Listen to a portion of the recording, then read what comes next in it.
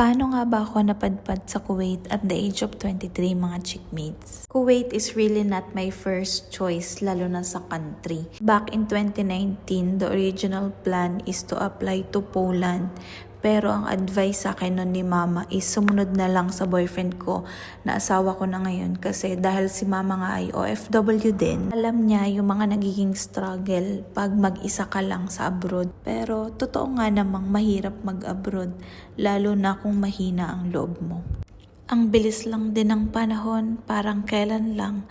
Pero magsi 7 years na kami dito. Hindi mo din talaga alam kung saan ka dadalhin ng buhay. Katulad ko, hindi naman ito yung pangarap kong bansa, pero nandito ako. Pinanghawakan ko na lang siguro yung everything happens for a reason. Hindi man natin naiintindihan yung mga bagay ngayon. Alam ko in the future marirealize natin kung bakit dinala tayo ng tadhana sa ganong sitwasyon.